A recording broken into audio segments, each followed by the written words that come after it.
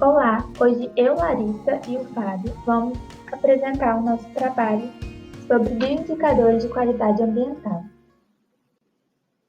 Os indicadores e índices ambientais foram criados devido à crescente preocupação com os aspectos ambientais do desenvolvimento.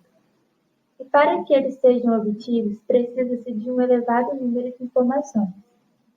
Em nosso seminário, nós vamos falar sobre alguns dos índices de qualidade ambiental utilizados pela CETESB, dentre eles o Índice de Qualidade das Águas. E vamos falar também sobre indicadores utilizados para a avaliação da qualidade ambiental. Primeiramente, a sigla CETESB significa Campanha Ambiental do Estado de São Paulo. A CETESB é responsável pela fiscalização, pelo monitoramento e licenciamento de atividades geradoras de sujeira, com a preocupação de preservar e recuperar a qualidade não só das águas, mas também do ar e do solo. Porém, no nosso seminário, nós vamos estar focando na qualidade das águas. Conforme foi dito no slide anterior, nós vamos falar sobre os índices utilizados pela CETESB, no qual suas principais vantagens são a melhor comunicação, ou seja, facilidade de comunicação com o público leigo, e o fato de representar uma média de diversas variáveis em um único número. Porém, sua principal desvantagem está na perda de informações das variáveis individuais, e também eles jamais substituirão uma avaliação detalhada.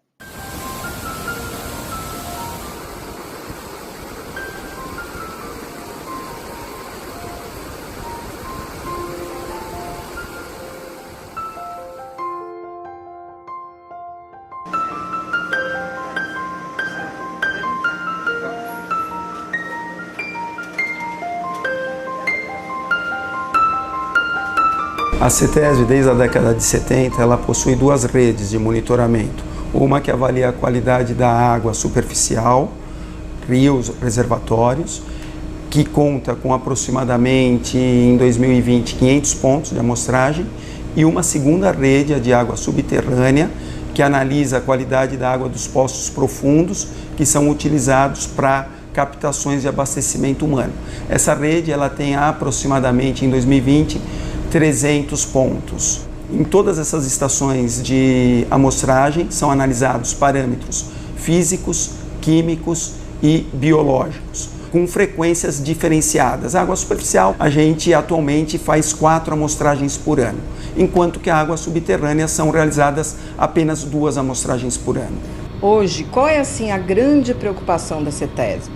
O grande problema ainda é o esgoto doméstico não tratado. Os poluentes, que se originam dos esgotos domésticos é a principal meta a ser combatida. Vocês especificamente avaliam a condição dessa água para defensivos agrícolas? Sim. Na agricultura, você tem o uso de insumos como fertilizantes e agroquímicos e, eventualmente, com a água da chuva, parte desses poluentes pode atingir os corpos hídricos, tanto superficiais quanto subterrâneos. A gente vem investindo em novas metodologias e passando a incorporar essas novas metodologias na nossa rede de monitoramento.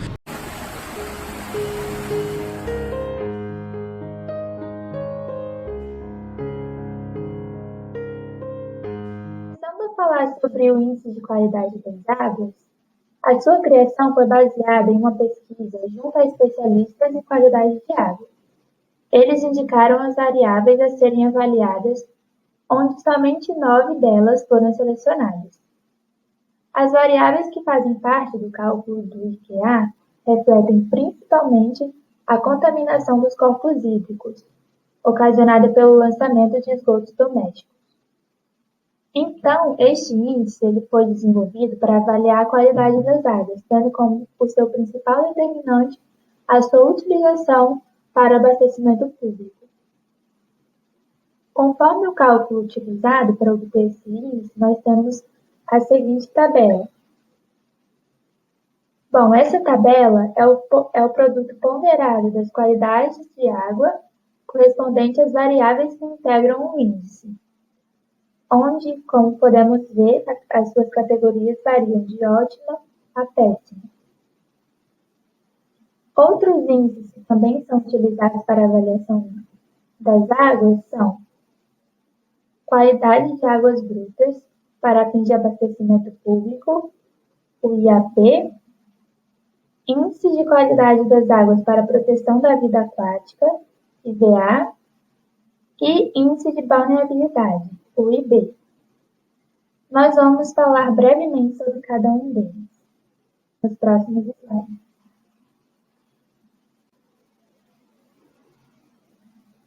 Começando pelo IAP, que é o Índice de Qualidade das Águas Brutas para fins de abastecimento público, ele é calculado nos pontos de amostragem dos rios e reservatórios, utilizados para abastecimento da população. O cálculo desse índice leva em consideração os dados do Índice de Qualidade das Águas e também o Índice de Substâncias Tóxicas, como o chumbo e o número de células de cianobactérias, por exemplo. E também leva em consideração um grupo de variáveis organolépticas, ou seja, que são facilmente percebidas por nós, como o ferro, o alumínio e o cobre.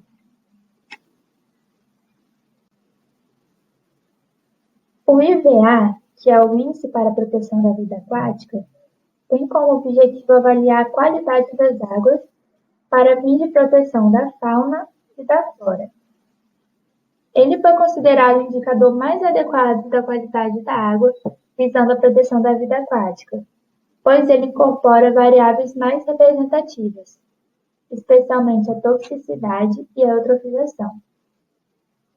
Esse índice leva em consideração a presença e a concentração de contaminantes químicos tóxicos, seus efeitos sobre os organismos aquáticos e mais duas variáveis, o pH e o oxigênio. Por fim, temos o índice de balneabilidade, que visa avaliar a qualidade da água para fins de recreação de contato primário, e ele é aplicado em praias de águas interiores, localizadas em rios e reservatórios. Com o objetivo de simplificar para a população, a CETESB desenvolveu uma qualificação anual, como podemos ver na tabela, a qual mostra detalhadamente as classificações da qualidade da água durante as etapas do ano.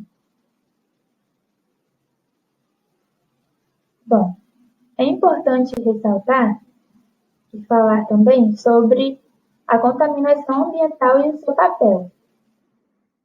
A contaminação é causada, dentre outros motivos, pelo uso crescente de agrotóxicos, pelo despejo de dejetos sem tratamento e fontes emissoras de poluentes, o que tem gerado grandes preocupações quanto ao lançamento inadequado.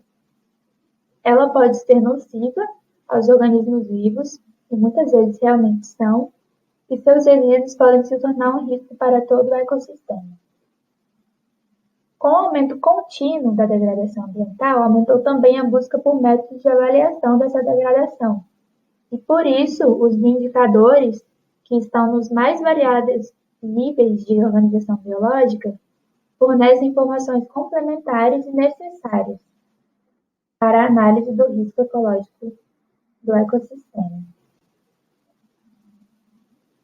Falando um pouco sobre eles, os bioindicadores são espécies ou grupo de espécies na qual sua presença, quantidade e distribuição podem indicar os impactos ambientais em um determinado ecossistema. Sua utilização permite, assim, a avaliação dos efeitos ecológicos causados por diversas fontes de poluição, sendo a principal delas a que é gerada pelo homem, de maneira antrópica. Apesar das espécies não morrerem por alterações do ambiente, elas podem, por meio de reações comportamentais, elas respondem por meio de contaminação.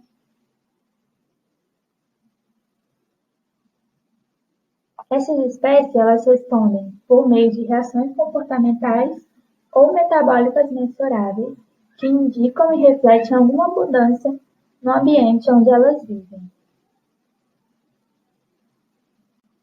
Os indicadores, como foi dito anteriormente, são definidos como um índice ou uma medida final para avaliar a saúde de um sistema, seja ele econômico, físico ou biológico. Então, um indicador é uma característica do ambiente que, quando medida, quantifica a magnitude do estresse, as características do habitat ou ainda o grau de resposta ecológica à exposição.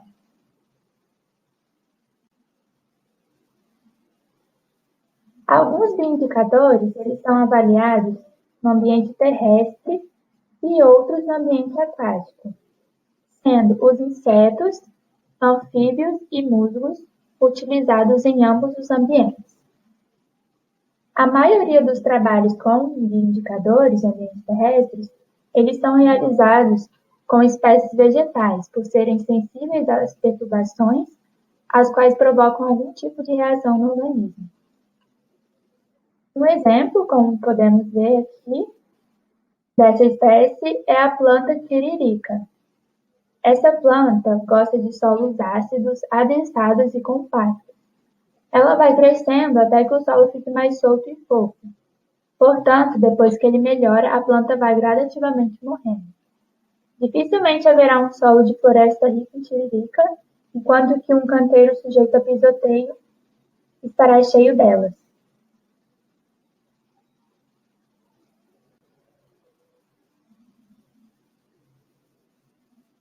Enquanto isso, as espécies da fauna são mais utilizadas como indicadores da qualidade de ecossistemas aquáticos. Porém, elas não deixam de ser utilizadas como bons bioindicadores terrestres, como os invertebrados. Os principais organismos utilizados nas últimas décadas são aqueles que possuem uma maior capacidade de diferenciar oscilações natural de estresses causados por fontes pontuais e difusas de poluição. Os odonatas, por exemplo, que é a ordem formada pelas libélulas, são exemplos de serem indicadores que vivem uma qualidade da água razoável, ou seja, é possível ter uma análise da água com a presença delas. Olá, eu sou o Fábio e eu vou falar um pouco sobre os micro-organismos indicadores. Para um micro-organismo ser considerado adequado como indicador ambiental, ele deve reunir qualidades como ser mensurável, representativo, comparável, baseado em conceitos científicos, ser utilizado internacionalmente e permitir um monitoramento regular. As bactérias coliformes têm sido usadas como indicadores de condições insalubres em água e alimentos por mais de um século. Há aplicação de indicadores para a segurança e qualidade dos alimentos e da água. Em águas minerais, por exemplo, os micro-organismos indicadores são empregados para avaliar a qualidade do produto final, podendo assim mensurar a higiene aplicada durante o processo, sendo eles coliformes totais, coliformes termotolerantes, dentre outros. A bactéria E. coli é uma principal espécie do grupo dos coliformes termotolerantes e é considerado o melhor indicador de poluição fecal. Sua presença na água ou em um alimento geralmente indica um processo térmico inadequado ou contaminação pós-processamento. Estudos avaliados também citam as briófitas como excelentes bioindicadores, por serem vegetais de pequeno porte, possuírem uma ampla distribuição geográfica e também por serem pioneiros em áreas degradadas. Sendo assim, as briófitas cumprem todos os critérios de bom indicador: fácil colheita, tolerância a elevadas concentrações de metal, fácil manipulação em laboratório, acumulação de quantidade de metal suficiente para uma análise, exibindo uma correlação simples entre a concentração de metal acumulado e a concentração no meio circundante. Os musgos são seres simples, não possuem sistema radicular e vivem em ambientes aquáticos e terrestres. Qualquer poluente presente no ambiente é absorvido, facilitando seu estudo como indicador. Outro grupo de seres vivos, os vikings, possuem uma alta capacidade de resposta a qualquer mudança ambiental. Eles apresentam uma estrutura corporal simples que lhes conferem uma rápida absorção dos gases e componentes do ar, alcançando rapidamente as células. Os vikings são usados principalmente para estudos voltados à qualidade do ar. Dentre os efeitos que os poluentes podem ocasionar na comunidade vinquênica, então, estão a inibição do crescimento e desenvolvimento do talo, alteração nos processos metabólicos e mudanças anatômicas e morfofisiológicas. Portanto, a presença de determinadas espécies de vikings no ambiente indica que existe zero ou quase nada de poluição. Mas é bom ressaltar que mesmo que os vikings indiquem que exista poluição no ar, eles não podem ser única medida de monitoramento. Devem ser complemento, já que eles são apenas qualitativos e não indicam a quantidade de poluição existente no ambiente. Aqui estão nossas referências bibliográficas. Agora passaremos um vídeo do professor Stefano falando sobre micro-organismos indicadores e bioindicadores. Assim encerramos o nosso seminário. Obrigado. Vamos responder as perguntas aqui então. A primeira, na utilização de micro-organismos ambientais como indicadores, bioindicadores de qualidade ambiental, por exemplo, Escherichia coli. Qual a importância desses micro-organismos na análise de qualidade da água mineral? Bem, em questão de bioindicador para qualidade de água, normalmente usa-se Escherichia coli como um proxy, que a gente chama marcador de presença de fezes na água, uma vez que a Escherichia coli ela faz parte da flora intestinal e quando tem fezes humanas no local, há a presença dessa Escherichia coli. Só que, de fato, ela por si só não tem tanto problema estar ali presente. O que acontece? Que quando ela está presente na água mineral, você tem presença de fezes e possibilidade de ter presenças de alguns patógenos humanos que muitas vezes não são detectados por testes normais. Então usa-se a Escherichia coli como um marcador da presença de fezes para inferir a possibilidade de presença de doenças de veiculação hídrica ali, mais relacionadas às fezes humanas. Bem, a segunda pergunta aqui é abordar os outros micro-organismos ambientais importantes e comumente utilizados como bioindicadores de qualidade ambiental. Por que os micro-organismos podem ser considerados bioindicadores da qualidade da água? Bem, por que os micro-organismos podem ser utilizados? A gente tem que voltar lá na questão da ecologia e relacionado aos nichos ecológicos. Cada espécie tem um nicho específico. E o que seria esse nicho? Seria uma combinação de fatores ambientais onde aquela espécie ela se desenvolve melhor. Então, o crescimento dela, o desenvolvimento do indivíduo, da população, a reprodução dela, tudo é maximizado naquele ótimo de condições ambientais. E lógico que tem uma variabilidade, não é algo muito fixo.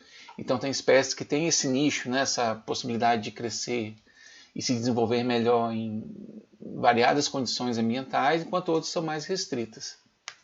Então essa é a base da utilização de micro-organismos como bioindicadores, porque você tem micro-organismos que vivem, que têm esse nicho ecológico ótimo, em diferentes condições ambientais. Então vamos pegar, por exemplo, a poluição por esgoto, que tem entrada de nutrientes e levam a uma série de modificações ambientais.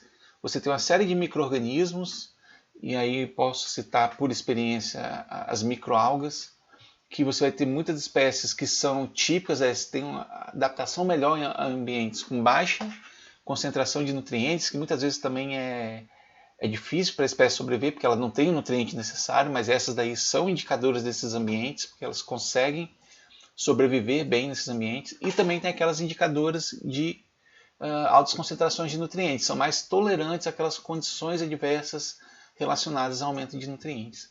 Então, a partir da análise desses micro-organismos, quem são e a abundância deles naquele momento ali, você consegue inferir sobre as condições ambientais, considerando aquela questão de quais espécies estão ali, quais são os nichos preferenciais por aquelas espécies e se elas estão numa alta ou baixa abundância. Né? Então você encontra uma espécie X com uma abundância alta, e essa espécie, aí tem já na literatura falando que ela é uma espécie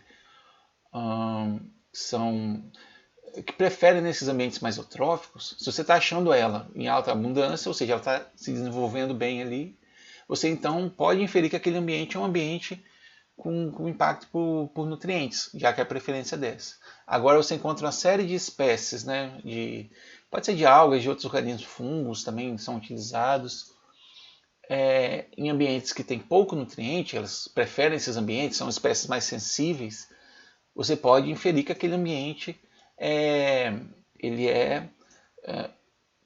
tem baixa, né, concentração de nutrientes naquele local.